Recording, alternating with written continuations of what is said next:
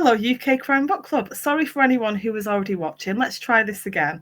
I am with the gorgeous, immensely talented, and scarily minded Fiona Cummins. Scarily minded. I like that. Scarily minded. I don't know where that's just come from, but it's apt. To talk about All of Us Are Broken. So would you like to introduce the book better than I've just done?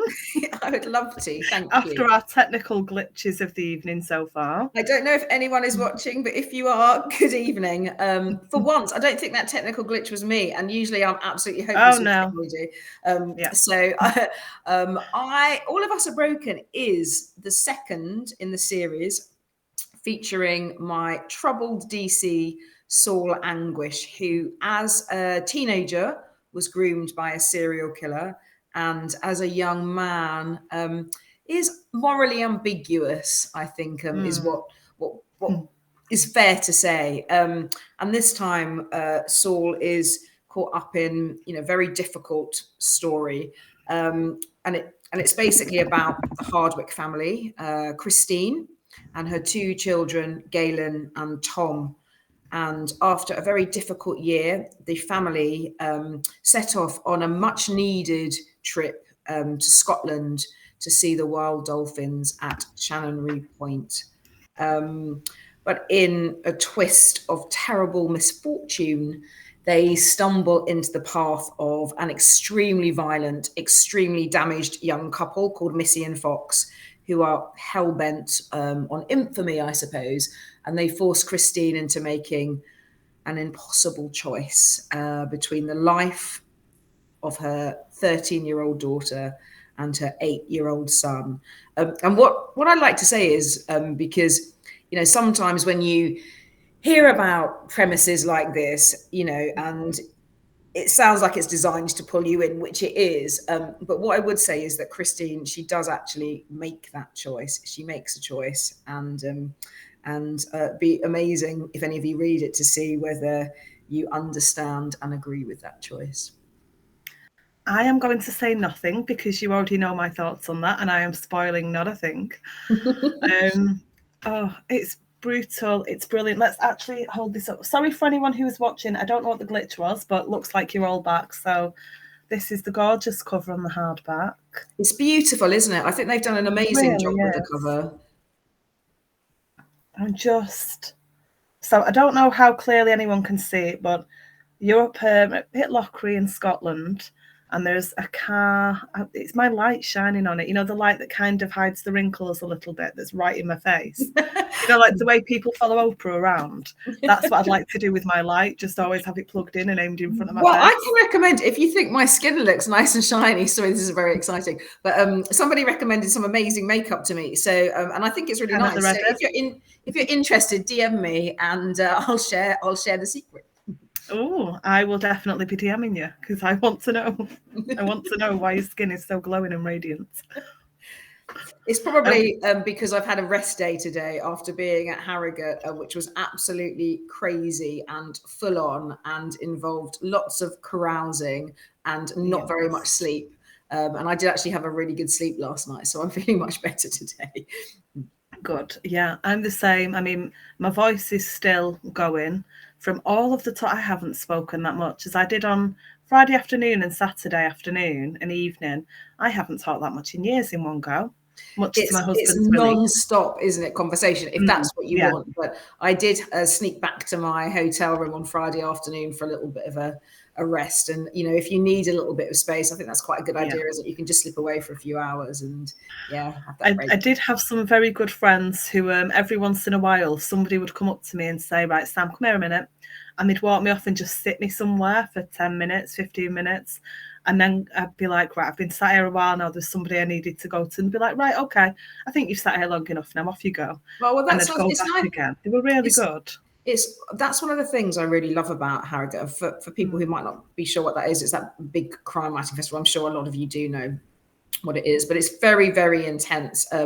But it's so friendly, and you can go there on your own and not know anybody and find people to chat to, which is one of the things I love most about it, I think every single person pretty much who went on their own had a conversation with me at some point.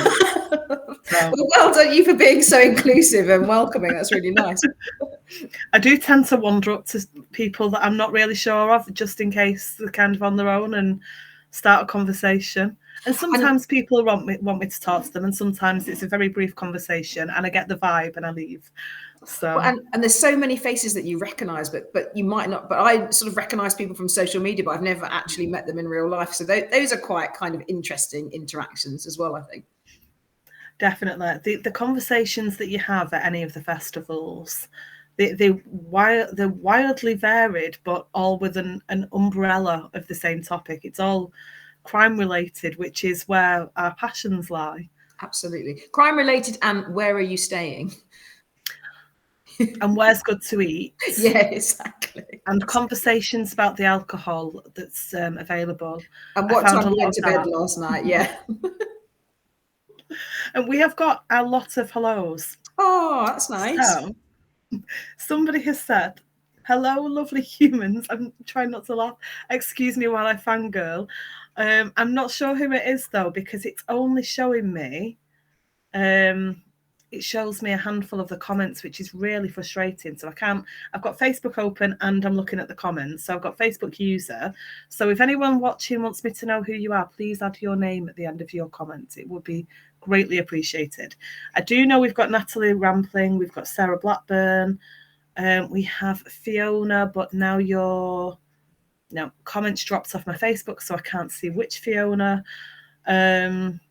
Laura, Donna, Ken Ward. It's Mills for the fangirl comment. Hello, Mills. Oh, hello. So, how are you? Mills Pixie is she is an avid reader of everything you will put in front of her. I've never known anyone read as quickly, and that's saying something with some of my friends' reading speeds. I know that because she champions a lot of crime fiction on Twitter, including my own. So she does. You. Yeah. Thank you. So while we've covered Harrogate, where else will people be able to see you if they are in the FOMO camp? Well, this week, so tomorrow, I'm really looking forward to this event. Actually, tomorrow afternoon, I'm going to a place called the Stripy Badger in Grassington, nice. And it's a cream tea. But I, as far as I'm aware, I think that's sold out. And then in the evening, I'm going to Simply Books in Bramall. And I think that's sold out as well. And I'm doing that event with Claire McIntosh. That's tomorrow. And then on Wednesday, I'm at Waterstones in Liverpool with Callie Taylor and Claire McIntosh. Thursday, I'm at Manchester Central Library with MJ Arledge and John Sutherland. And then on Friday, I'm signing books at Waterstones in Newcastle with Mike Craven. And then we're doing an event together in the evening.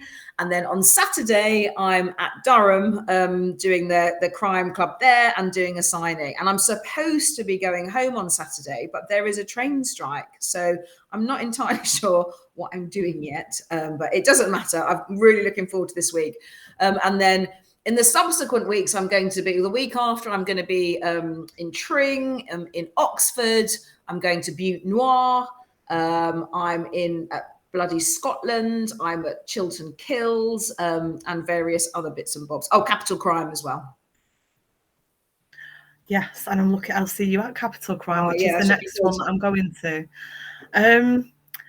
Any advice for people? I mean, Donna's saying, when do you get time to write? Which is a great question. Let's answer that one first. Well, do you know what, Donna? That's a really interesting question because, as you probably know, my debut came out in 2017. So that's five years ago. And really sort of this year, I would say, and perhaps a bit last year, my events have really rocketed, I suppose. Yeah. So my diary's really busy and it's already booked for some events next year and things, which is amazing. But one of the things I have noticed is that it's impacting on the time that I have to write. Because, for example, at Harrogate, I was moderating a panel there. I moderated a panel at Lime Crime in June. I'm moderating a panel at bloody Scotland. And when that happens, is you have to also, I mean, if you're doing a good job, in my view, you really ought to have read the books as well. So that's, additional reading. I put a lot of thought and effort into my moderations to plan all the questions. So that takes up a big chunk of time. Yeah. I'm at St Hilda's in Oxford in a couple of weeks' time, and I'm writing a talk there about Stephen King. And again, that takes time to write that. So all of this stuff, takes away time from writing, but I very much believe it's part of the job. And what I try and do is open up my laptop and write every day if I can, even if it's not very much, because I feel that if I stay in my story, everything is going to be okay. It will all be all right in the end. So that's what I try and do. But you're right, I've definitely noticed that it has impacted my writing a bit this year, but it's just about being organised and focused, I think. And what I was going to ask is, any advice for anybody on, you've obviously gone from a few, it sounds like from a few events to a lot of events very close together and in a continuous thing. Any advice for how you cope with that? It seems like a lot. I mean, I know how exhausting Harrogate's been. I mean, not all authors are the same, but I really enjoy doing events. I really love chatting to readers, to meeting booksellers, to hearing what people think. And, in my view, it is part of the job to get out and about and promote your books. And, and if you enjoy it, to be honest, I've had a lovely time these last couple of days. I left Harrogate. I've come to this lovely Airbnb that I'm staying in. I've had an afternoon yesterday and today to just kind of recharge my batteries a bit, done a bit of work. I've done my 10,000 steps, and I'm really enjoying it. So, you can build in sort of rest time as well. I remember seeing, I think it was Lisa Jewell, who said one of the tricks that she learns is to carry, cereal bars or protein balls or whatever it is in your bag, so that if you don't have time to stop and eat, you've got a little snack to have. And this is kind of new to me. I mean, I haven't really done sort of so many events in quite a close quite a short space of time. So we'll see. Ask me at the end of the summer, and I'll tell you. Somebody said I'm tired just listening to that, Fiona. It's all good. I'm not going to complain about it, because I really enjoy getting out and about, and and for people giving up their time to come tonight, to come and watch, in a bookshop, it's pretty special. I still pinch myself that people are actually interested enough to turn up and hear what I've got to say. I mean, it's amazing, and I don't think that really ever gets old, that kind of thing. It still feels pretty special, to be honest. We should really actually talk about the book. We really, really should. And I mean, the way it's that you pose lots of questions, you had me thinking a lot throughout. And there were times when I thought, I can't read on, and I couldn't put it down. It's just, there's no tearing yourself away from this book. It is impossible. Well, I mean, that is music to my ears, because that is what every writer wants to hear. You don't want your reader to put down the book and walk away and then perhaps not pick it up again. What you want to do is entice people into your story and to keep them reading. And we were chatting about this earlier, Sam, weren't we? And one of the things about my books is, anyone who's read one or more of them will know that my fiction is quite dark. It's not for everyone, but I like to explore, I suppose, the dark heart of human nature. And often my characters, are not always particularly likable. And with this book, what I really wanted to do was create some characters, a cast of characters, a family who love each other, who are a tight unit. And so that when something terrible happens to them, it packs that great emotional punch because you care about them. And that's what I wanted to do this time, is to get people invested in the characters and for there to be this kind of, I suppose, emotional resonance. And, one of the questions in the book, I suppose, is Christine has to choose between her children. And I think that's one of the things that would absolutely torment me. I have 2 children, but, of course, not all of us have children. But I still think there's a universality in that concept, because most of us, nearly all of us, probably have someone in our lives who we really care about. So if you had to choose between your mother and father, say, or your brother and sister, or even your 2 best friends, who would you choose and why would you choose them? Can you not look me in the eye as you say that? It's I was just really intrigued by this question, and I wondered, if you're in this situation, could you choose? Could you make a choice? And so that's what I was exploring in this book, really. And as soon as I read that line, because that habit, we're not going to talk about later on in the book. We'll leave that because everybody who hasn't already read it needs to go and buy it and read it. But as soon as that line, I swore out loud to myself in a quiet room, nobody around, but I swore to myself, and I was like, oh, what, no. And you just know that you're just going to be drawn in. You really want the answer to that question. You really don't want the answer to that question.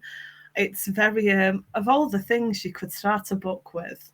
But it's that idea, isn't it? Again, we were talking about, and for people who have tuned in because they're interested in the art of writing as well as reading books. It's trying to find a way to, get your reader to I think at the panel that I was doing in Harrogate, Simon Toyne said this. It is, taking the hand of your reader and leading them down the path. You want them to come with you on this journey. And I was trying to think of something that would, that would really pack this emotional punch and that would get people invested in the story, I suppose. And it seems to be a good way to do that, I think. Oh, it definitely is. I think it's a bit more like you took my own hand and smacked me with it. It's a bit, like when you're a kid and people think it's really funny. Look, is your hand bigger than your face, Mark? That was the. Well, a couple of people have said to me, it's like, because it's quite action packed, I suppose. I mean, there are along, yeah, and there are moments of light and shade in it, as I think all good books should have. But it does, the idea this time was that I wanted to, there is that sort of ticking clock in the background because it takes place over a period of 13 hours. And that this young couple who are so violent and so damaged have left this trail of bodies behind them. The detective and Blue, his kind of partner in crime almost, they are hot on the trail. And you can see that the three of them, the killers, Saul and Blue, and the family are on this kind of collision course where they're all going to meet. There's three separate journeys that are happening and they're all sort of traveling to the same point over a period of time in slightly different ways. And then you kind of reach the point where they all arrive at this hotel. It's called the Lodge on the Loch, and that's where Christine and her family come across these people. Oh, I'm picturing the scene as Christine and the kids walk in and there's nobody around and they don't know why, and then things start to happen, and I'm not going to discuss any of that. You can say what you want.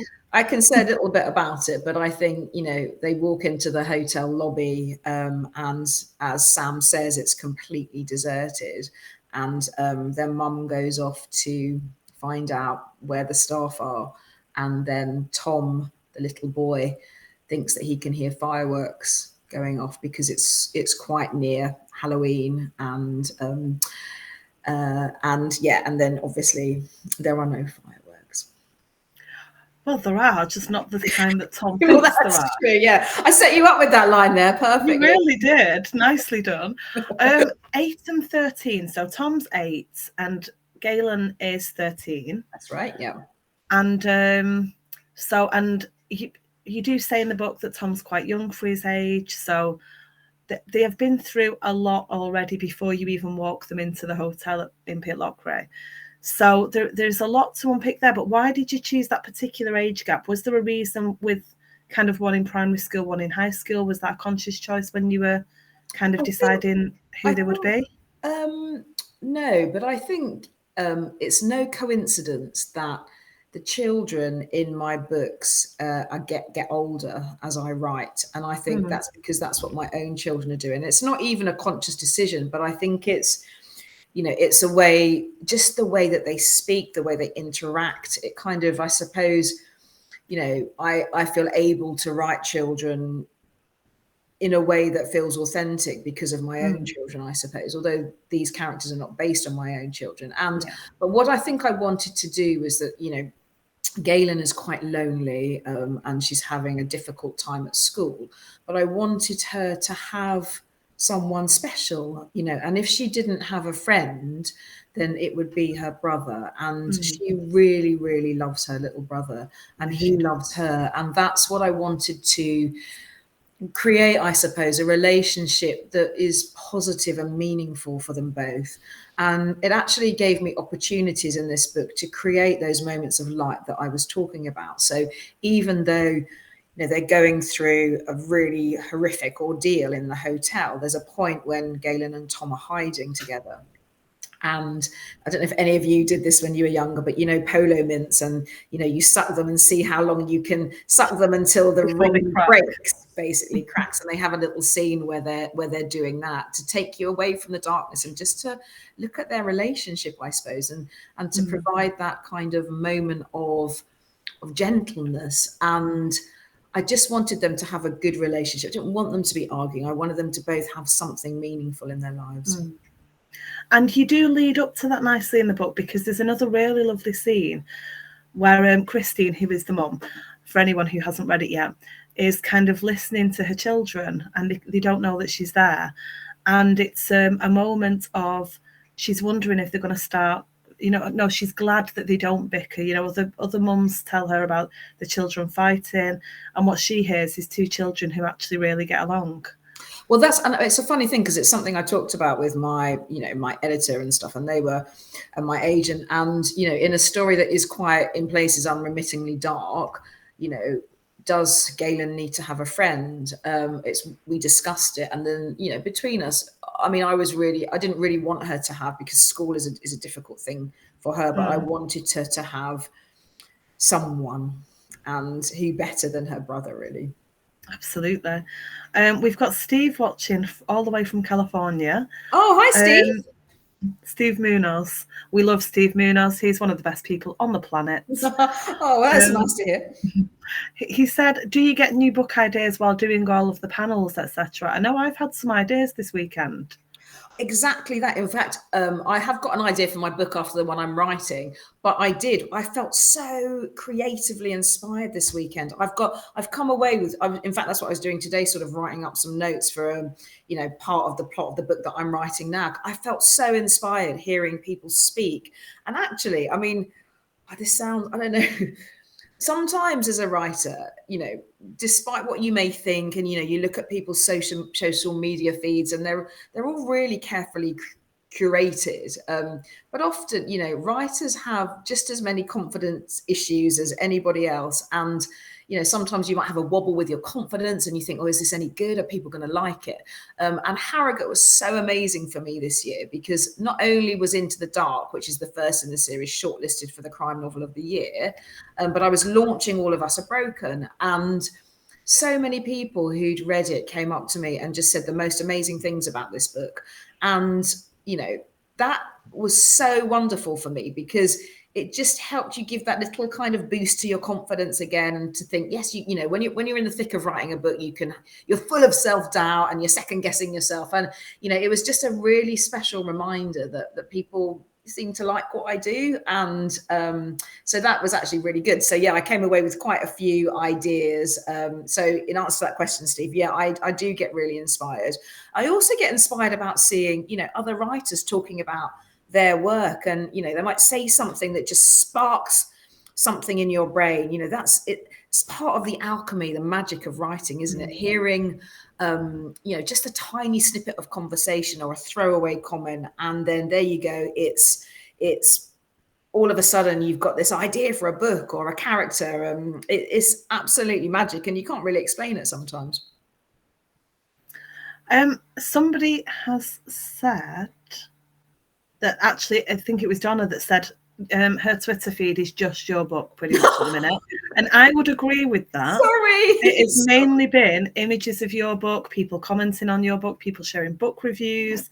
That is the main thing that I've seen in the last 24 hours, is your book. Well, I'm sorry about that, everybody.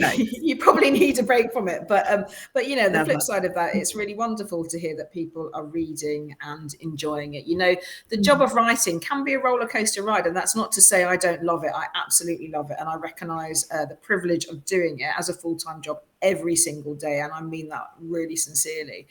You know, but with writing, it's like anything, I suppose. You can have extreme highs and moments of, extreme despair. And, when your name is on the front of a book, it feels, sometimes personal if people don't like it, or it really matters. It really matters to me that people are enjoying my work. You want readers to enjoy what you're doing, because, books these days, they aren't cheap. If you're buying a hardback, they're certainly not cheap, and audiobooks, and and even if you're paying 99p for a book, whether you're paying 99p or whether you're paying 16.99, it's still your money, and you, as a reader, you still deserve to enjoy, hopefully, the book that you've bought, whether you've paid 99p or whether you've paid 16.99. So that really matters to me, and it's important to me that people are enjoying what I do. And so, I try hard. I try hard. I put a lot of work in to try and make it the best that it can be.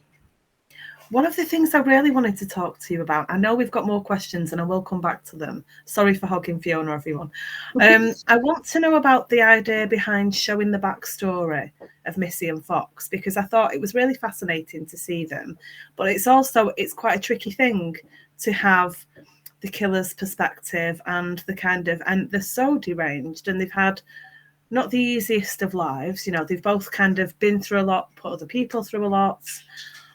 So the human aspect. Well, it boils down to really the most simplest of questions, which is, we talk about it all the time, the why. Okay. And because, any character that you create, whether they're, quite a small subsidiary character, or whether they're one of your protagonists or your antagonists, everybody does things for reasons. And even when you're creating really dark characters, I've written about serial killers, I've written about children who kill, all sorts of things. There always people aren't just inherently evil, right? It's really incredibly rare to have someone who, this whole question of being born evil. Yes, there might be people who are more predisposed to doing bad things, say, but actually we are all a product of our environment. And so, in lots of research that I've done, people that do terrible things have often had terrible things done unto them. And so my agent will always sort of pull me up on this. And it's something I've learned the more books that I've written, unless I have some explanation for why the characters are behaving in the way that they behave, she'll get her little red pen out and there'll be, yes, but why? Why are they doing this? Why are they doing this? So that question is at the back of my mind with everything I write.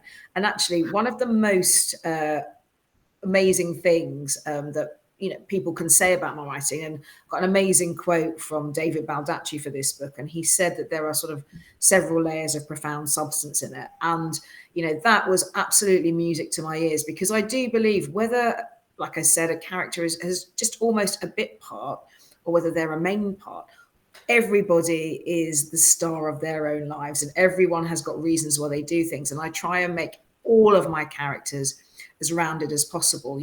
There's a bit of backstory, for example, with the victims too, right? And there is, I don't know whether the sort of viewers of this would agree with this or not, but some people might suggest that in their own way, people that do terrible things are as much victims themselves of their own upbringing and of the circumstances that they've been born into. But actually, in this book, one of the things that was so important to me was to write about. Oh, can you see me still? Sorry, did I can now, yeah. I think it's just because it's sorry, I shut down, so I was worried that you couldn't see me.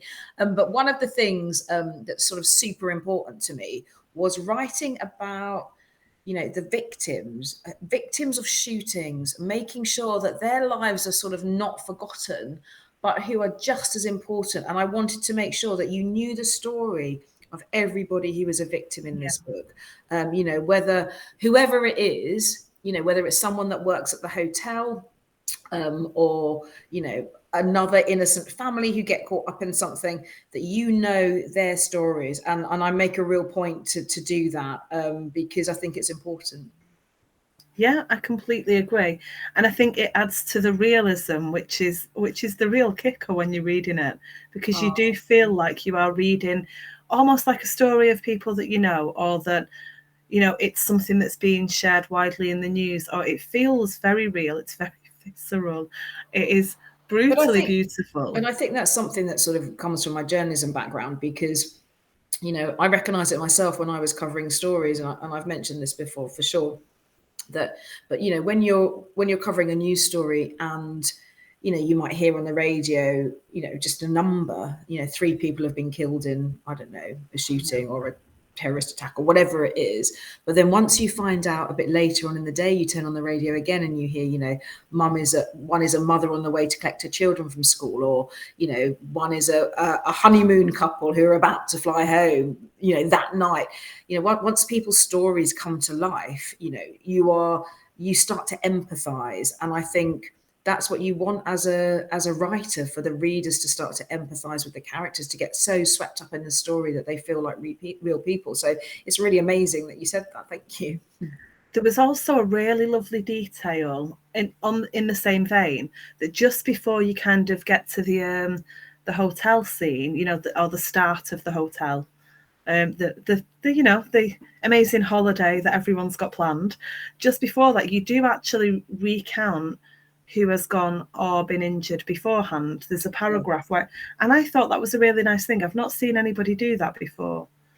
I think it's just, I wanted to keep a tally of the victims, I suppose. And, you know, I know we live in a culture, it's not like America where there are, you know, there is a huge gun culture there, but, you know, things do happen with guns. People do obtain weapons illegally or legally, you know, in this country, if they have a gun license or whatever. And I just felt that it's really important. You know, I see the stories of, you know, shootings in the States, for example, and, you know, I just hate this idea that we become desensitized to violence because we see so much of it.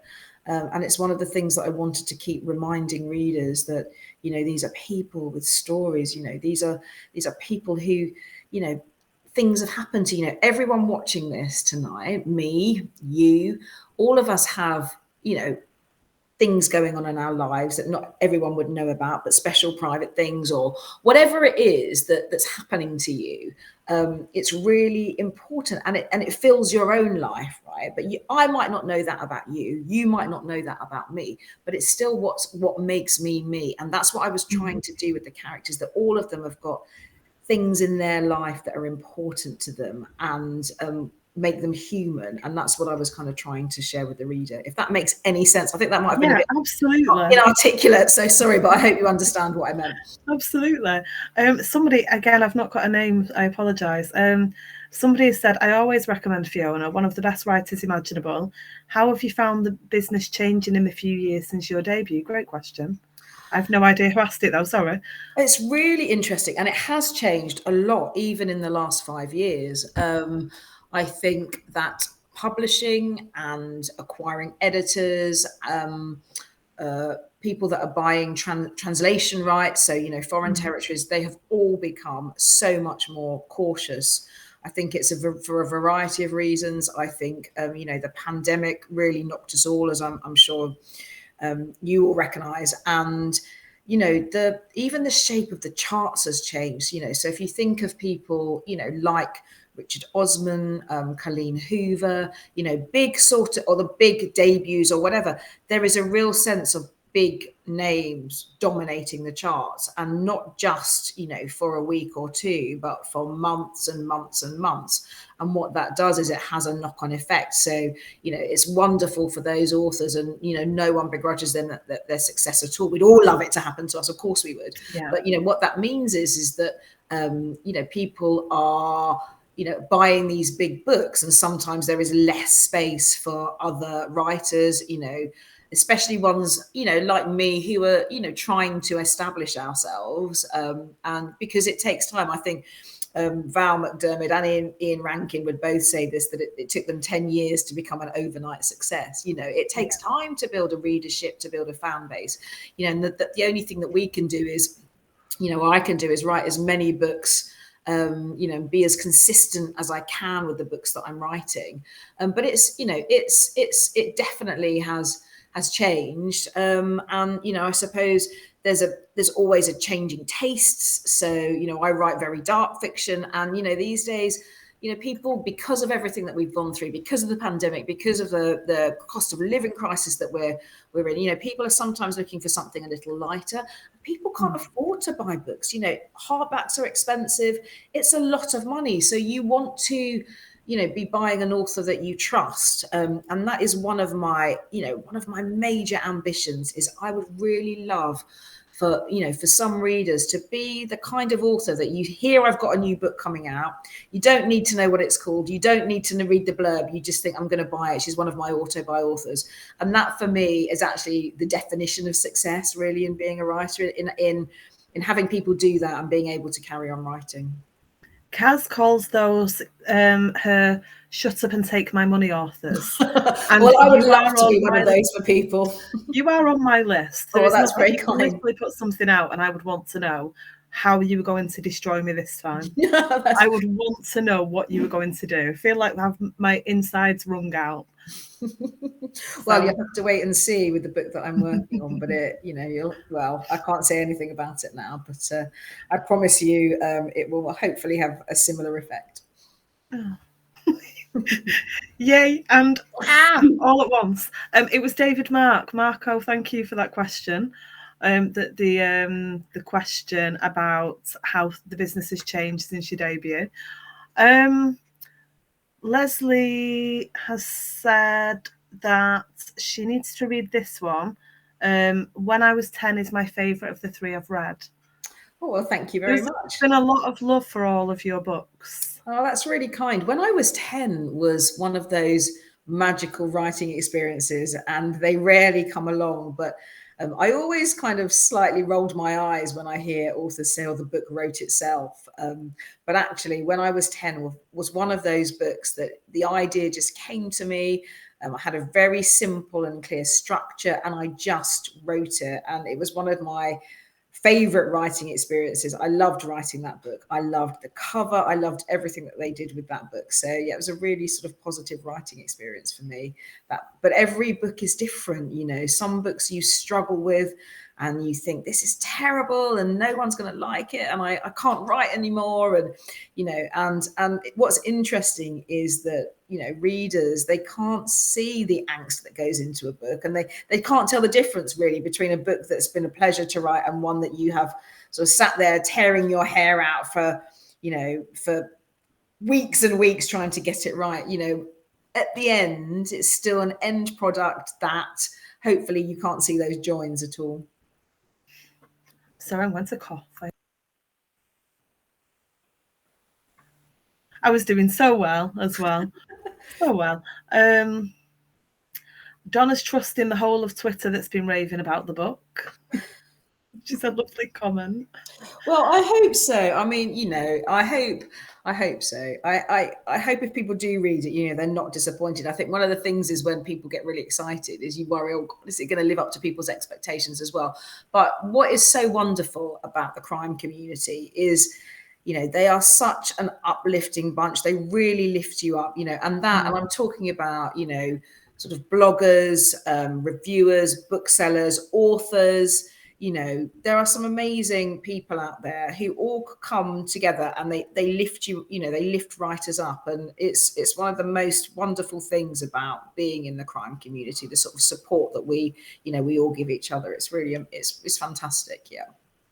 Guy Hale, hello, lovely Guy, says the worse the character is, the more fun they are to write.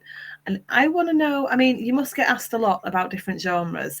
Do you think you would ever write something kind of cozy and take a break from this? Or is that just not in your DNA at all? I don't think I would write cozy. I don't think that's kind of really sort of my kind of genre.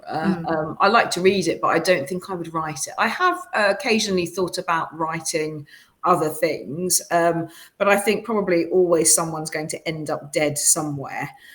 Everything that I've tried to write somehow becomes dark. But that's not to sort of never to say never, really, I think, because I have got a little side project that I've been working on and I occasionally dip into, but that's not crime fiction at all. And who knows, really? I mean, one of the things I think it's really important for me at this stage in my career is that, you know, you're trying to build yourself, you're trying to build a readership, you're trying to build a following. And so, you know, I think one of the ways to do that is to kind of, for me anyway, is to sort of try and stay within my genre, try and, you know, hopefully people will like Saul and Blue and I can write more books in that series. But we'll see, I guess. See, but I think that's one of the best things about being a writer is that you can actually write whatever you want. You know, you can, if there's something that you have a real burning desire to write, you can do that. And I do find that the books that come to me the easiest, or the ones that people sort of respond to in the strongest way, I guess, are the ones where I felt really excited, really passionate about telling the story. And I you know, I really want to tell this story. And I love writing about landscapes, about seascapes, about the natural world. And, you know, one of the reviewers, they talked about my descriptions of the landscape in a really positive way. And, you know, that was amazing for me because it's one of the things that I love to do. So, yeah, I mean, I can indulge myself in that way, I suppose, choosing sort of animals or insects or landscapes to talk about. I've got to admit, I do love when landscapes are incorporated because it just adds so much to me. Well, some people, you know, believe, and I think there's, you know, there is a truth to that, you know, setting can almost act as an extra character. And, yeah. You know, in its own way, in the same way that weather can, or, you know, a house might take on a personality of its own, you know, that kind of thing. But I think you can have a lot of fun with that. And, you know, I live quite near the sea and I walk a lot by, you know, by the estuary near where I live. And, you know, the landscape changes every day. In fact, it changes from hour to hour. You know, the light changes, the wildlife that you might see, the tide comes in and out. And that I find incredibly inspiring. I mean, Into the Dark, you know, some of you probably know the story, but, you know, it came from an idea from the bookseller Fiona Sharp, who works in Waterstones in Durham. And she said to me once, I'd love to see Saul as a detective, and I just couldn't let that idea go. And one of the kind of really strong images I had of Saul was stepping off a train into this kind of quite sort of bleak seascape, I suppose, and I could not get this image out of my head. And so that's what I started to write. And I think I am quite a visual writer. I see these kind of scenes, these pictures, and then I try and bring them to life through my words. I think that really comes across, actually. I'm going to read out this comment that Mills has made. It smashed the life out of my very high expectations. Oh, well, Mills reads a lot. I mean, it's so wonderful to hear people respond to it in that way because, you know, that's all you can hope for, isn't it? And, you know, I knew that the ending might be controversial. And this is quite interesting, I think, if you guys get to it. The penultimate chapter and the last chapter, there was a huge amount of discussion in-house about which order to put those in. And I had a very strong sense of which order I wanted to put it in.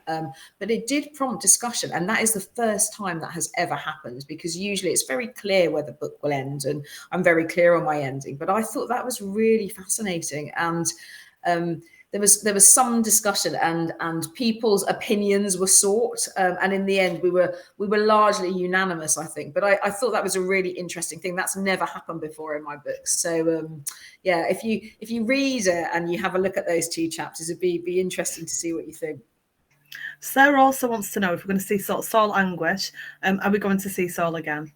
Well, I'm contracted to write 2 more books. So I've got the book that I'm writing now, which has got Saul in it. And I guess we'll see for the 4th book if the publisher want another Saul and Blue story or whether they'd like me to write a standalone. I mean, I think we'll see. I think we'll see how the sales are going, if people are responding positively. It's quite hard to know. It's one of the hard things about, writing books is that you're writing them almost, I finished this last year. So actually often by the time a book comes out, you're well into or have finished your next book. And fantastic if it's a huge success and everyone loves the characters. Not so great if people aren't so keen on it because you've already committed to another book. But it's a delicate balancing act. And I think, we do think about that. But with a series, it takes time to build readers for that too. So, my publishers have been absolutely fantastic. I mean, they keep on giving me deals. They keep on giving me these kind of contracts, which is, fantastic. And I hope they continue doing it for as long as possible. Sarah's doing a happy dance. You and me both, Sarah. Excuse me. How does it affect the story arc if you don't know how many books there are going to be? How do you balance that? Because generally when I speak to people, they'll kind of have an idea for maybe a trilogy, and they'll have something that arcs through that, and they plant seeds and things throughout. But if you don't know where the end could possibly be, how much do you take that into account, or do you just not?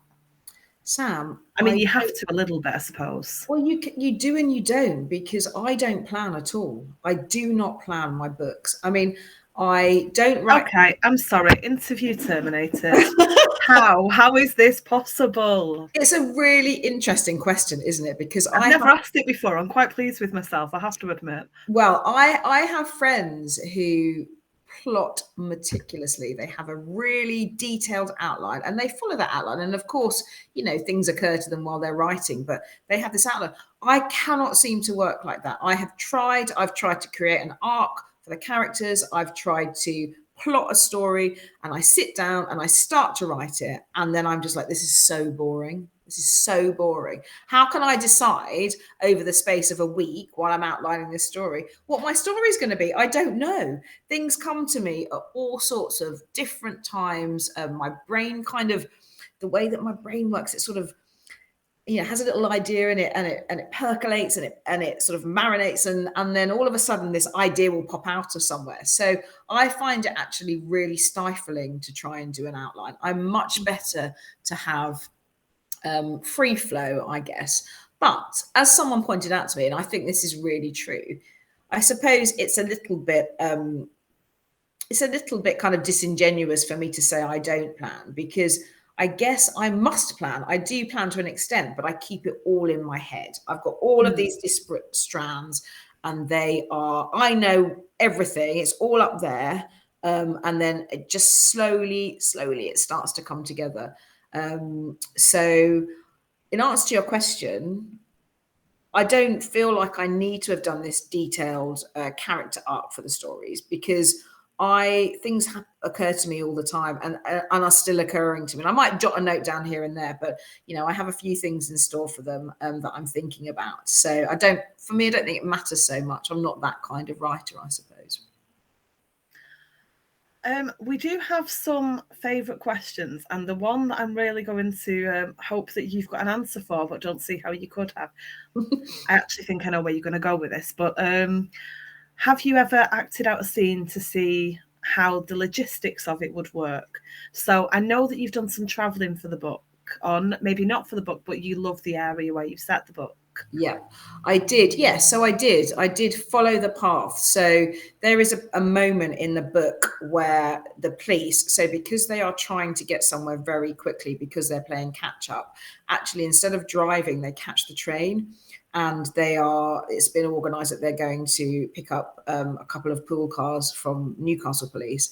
And so they get out at Newcastle train station.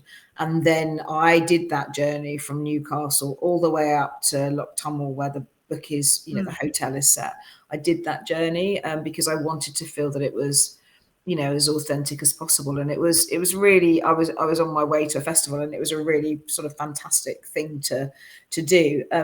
But, in terms of other research, I do. I mean, I'm sorry if you've heard this story before, but when I was researching Rattle, the serial killer in that book abducts children, and he uses a certain type of white van to do so. And I don't know anyone who owns the kind of white van that I wanted to, that my killer was using.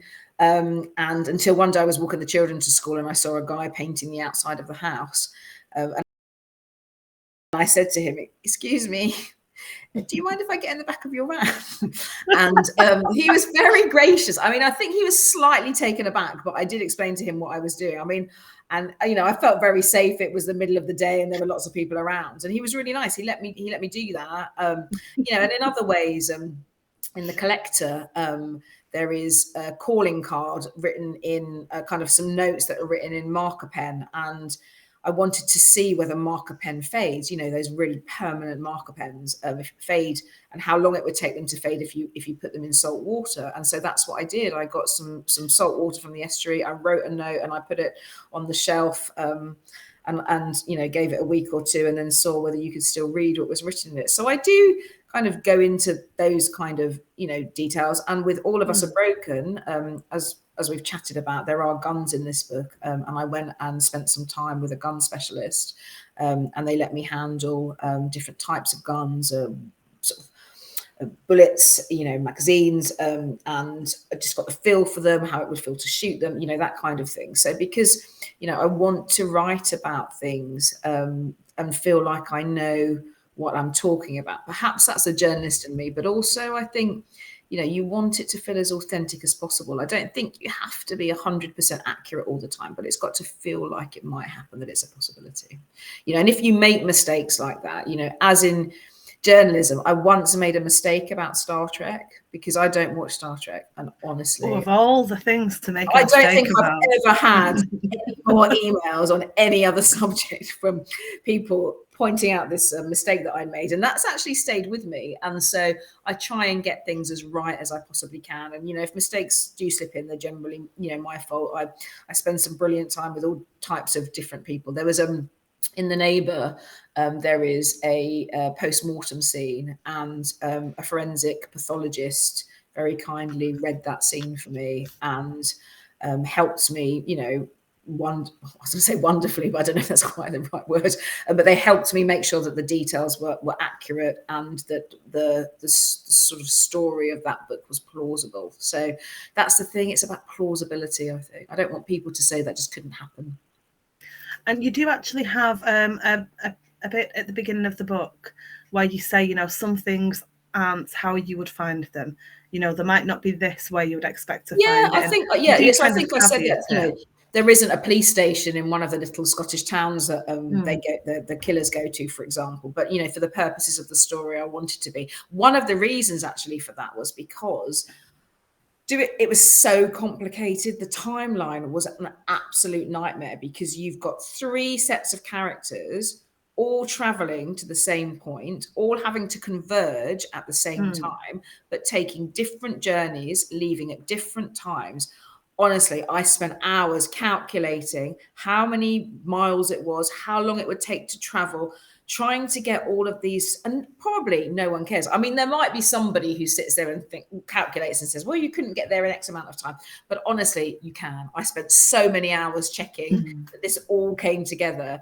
And of course, if you change something in the book, you know, it has a knock-on impact on every bit of the timeline. It was so time consuming making sure that timeline was right. But I had this really, really detailed plan by the side of my desk, and I had to amend it each time. But I think it worked in the end. Someone actually, when the novel was copy edited, someone went through it a second time, just looking at the timeline to make sure everything worked accurately. Yeah, I did speak to somebody over the weekend, and there were a lot of people, and it'll come to me who it was at some point, but they did say they keep a couple of sentences per chapter just to kind of be able to glance at it and know where they're up to and know what happened and when it happened, so it's easier to find. Oh yeah, I think that's really, yeah. I mean, I think that's, you know, a clever move, I think. Yeah. We have run over our time, which is we did start late. Which was my fault, and then we had a technical glitch after it was my fault because I was raving about the book, and then I looked down and it was nearly 7:10. I do think that that we should say to people, don't try this at home about white vans.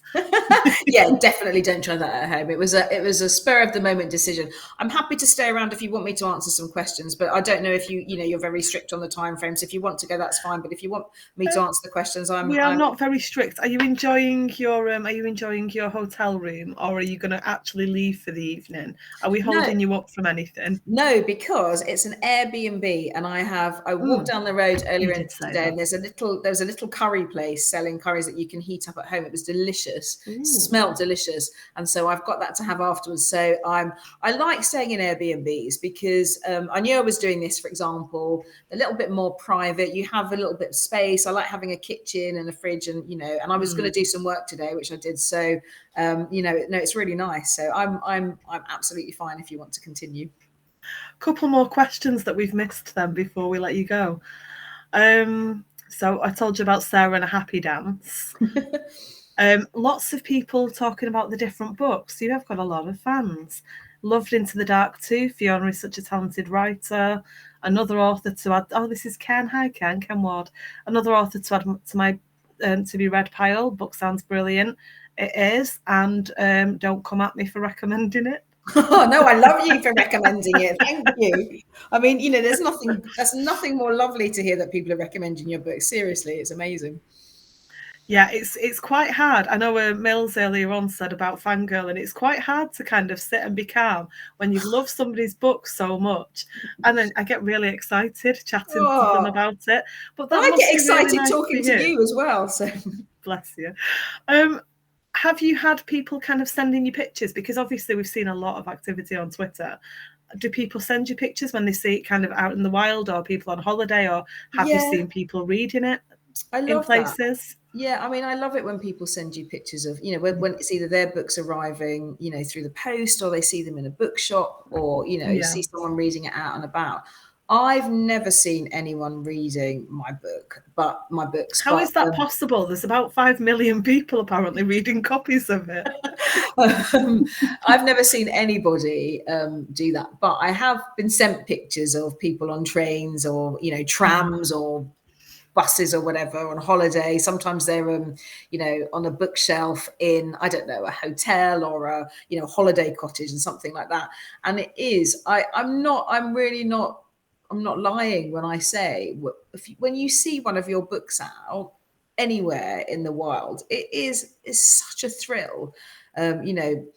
Walking into a bookshop and seeing your book on the shelf, I can't imagine that feeling will ever get old, because I don't know, I still get the same feeling seeing it out, in a bookshop today than I did the first time I saw my book on a shelf. It's a wonderful sort of feeling of butterflies and excitement, and to see if anyone's picking it up and looking at it, and to find out if anyone's, how they're selling and all of that kind of thing. So yeah, it's pretty special. How is it when your friends who are writers read your book?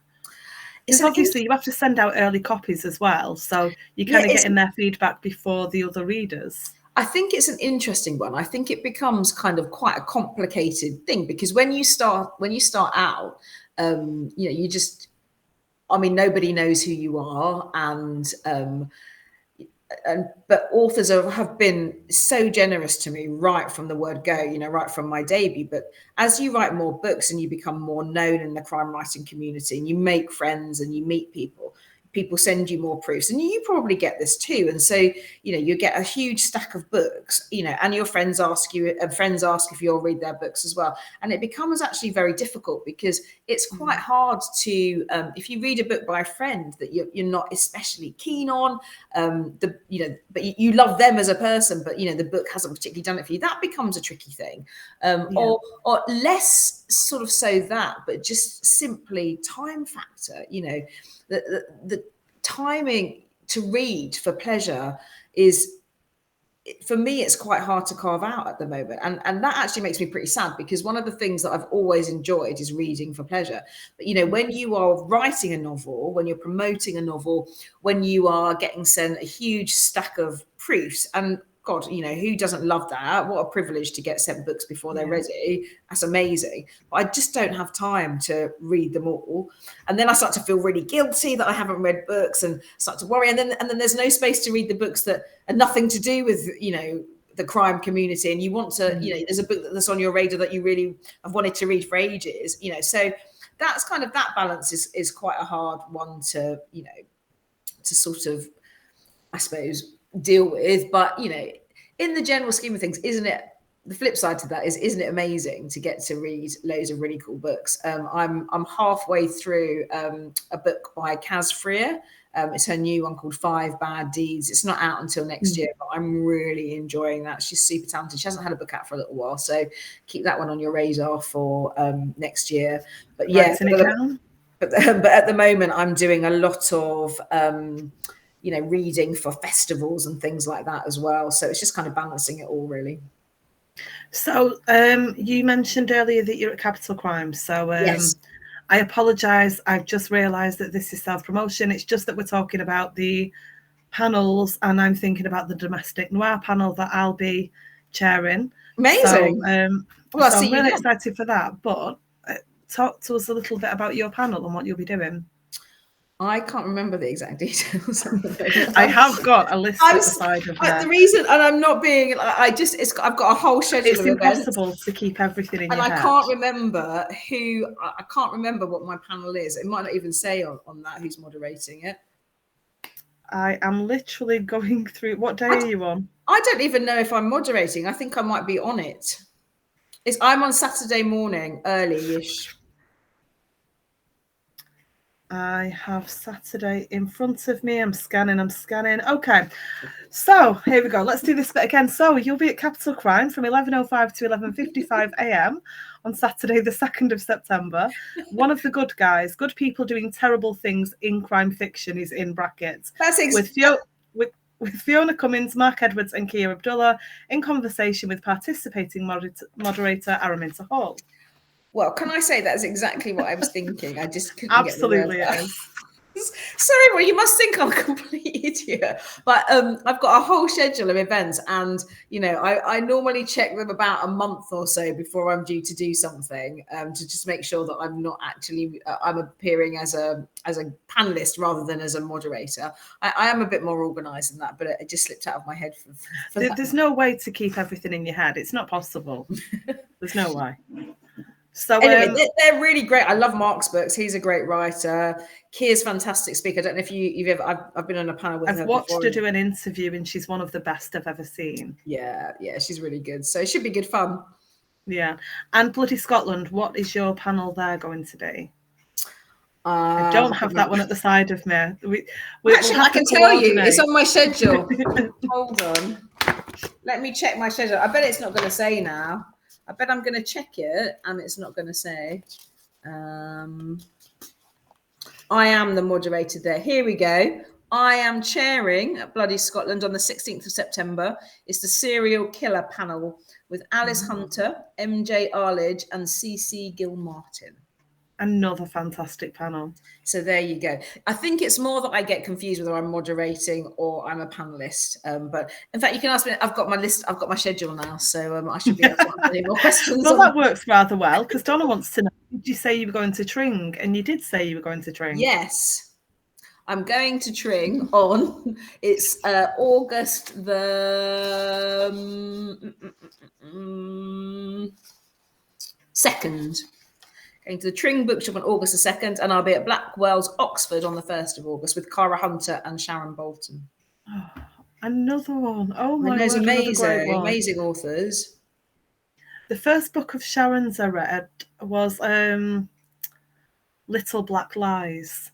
And then it was just book after book after book because I think I was quite behind then. She's so skilled, isn't she? I mean, she's just, there are some phenomenal writers out there, some phenomenal female writers actually. And it's, it is amazing that sort of that part of the crime writing community is really thriving, that women writers are doing so brilliantly, I think.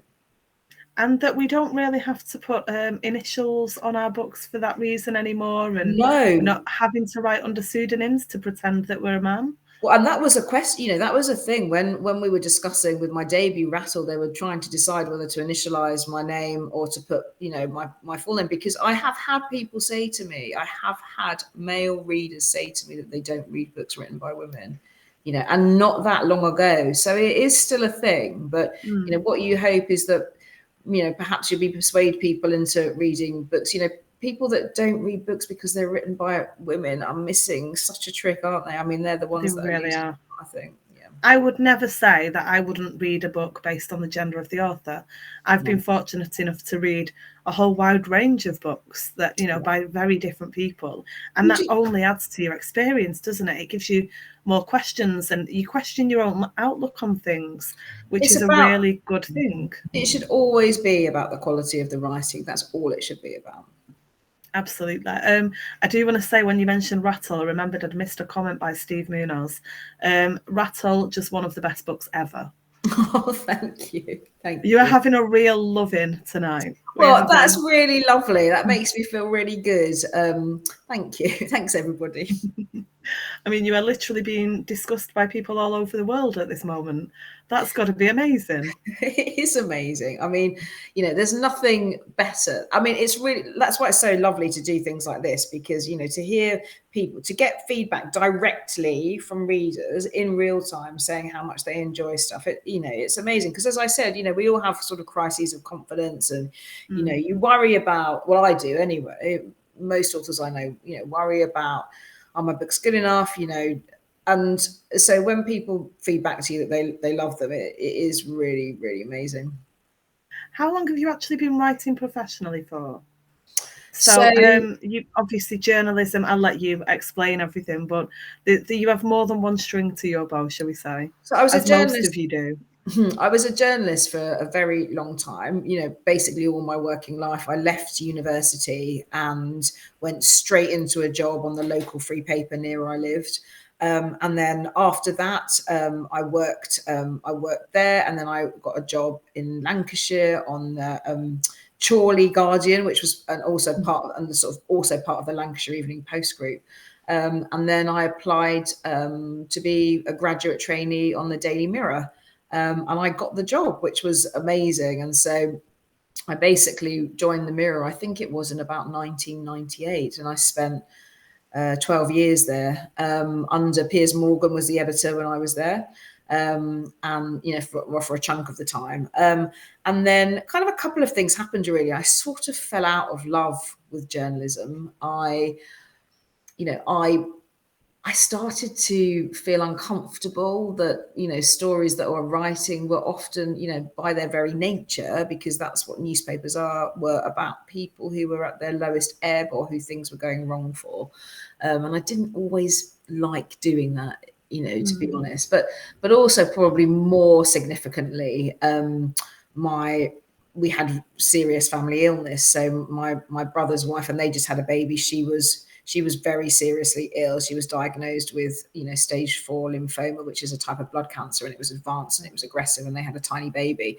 And then a few weeks after that, when I just had about 8 weeks after I'd had a baby, my second child, my older child, who wasn't quite 2, was also, in a sort of had potentially life-threatening condition, and so they were both in hospital at the same time. And so my poor parents, there was me with a newborn, and my son was desperately ill, and then my sister-in-law was very, very seriously ill, and they also had a newborn. And so it was just a really stressful year. I can't really remember very much about it, because it was such a blur of emotion. But basically, I just decided that I was going to leave journalism, and I just wanted to focus on family. It was a very emotional time. I mean, with the benefit of hindsight, it's probably not a great idea to just leave your job, because, but it was all about family, I suppose. And they're both fine now, and long may it stay that way. But I just thought, nothing is promised, and what do I actually really want to do? And I wanted to have a go at writing a novel. So that's how I got into writing, really. From that, it inspired me to recognize that, and I recognize it's not always possible to do these things. The finances don't allow, circumstances don't allow. But for me, I was able to go freelance. So I did some journalism, and then I started writing my novel. The novel Something. Sorry. No, I just said I started writing the novel that went on to become Rattle. Something that people often say is they initially struggle with, for example, writing about children when they're parents, and and putting their own emotions in, these things that they've tried to bury deep down and bottle up and all of that kind of stuff. And eventually when they get into writing, it can become quite cathartic. But did you ever find that there was a block that you had to work through to be able to write the stories the way that you do? Never, because I think for me, 100% writing is a way of processing things. It's about processing things in my life and things in the life of people that I love. And so, I can't always talk about things, that might be affecting me or upsetting me or, having a profound impact on my life at the time. But I might not be able to talk about them, but I can write about them, or I can work through my feelings about them through my books. And, readers wouldn't necessarily know what I'm talking about there, but I think, sometimes I definitely use writing as a way to help me make sense of things, and when my son was really poorly, and he was in hospital, some of the scenes in Rattle were written sat by his hospital bedside, and there are scenes in the hospital in Rattle, and those were taken directly from what it was like to be, by the bedside of an unwell child. And so and I think often if things feel out of control, we all go through things, we all experience, grief and loss and a million and one other things that affect us. And so, while you can't always control what's happening in your life, you can control the fate of your characters. And I found an enormous comfort in being able to do that, I suppose. I think the other side to that is resonating with readers who realise that they're not alone. And that happens, sometimes people think, well, how could that happen with a crime fiction book? But actually, of course it does, because you're writing about real lives, real experiences. And yes, there are awful things and things that you hope would never happen, particularly in this book. But you are going to reach someone. I was just going to say, with All of Us Are Broken, this book, more than any of the other books I've written, I have had lots of private messages from people, and obviously I won't say who, but saying to me, this bit of the book resonated with me for this reason. Or, for people who have gone through, profound experiences of loss, for example, have written to me and said, this really resonated with me. There's an examination of, a close family relationship that has resulted in estrangement, for example, and that has also, struck a chord with different people. And I think that's what you do as a crime writer, is that you're writing about the breadth of human experience, and that's what I try and do, and try and empathize with people, with everybody. We all go through things, and it's actually, I find it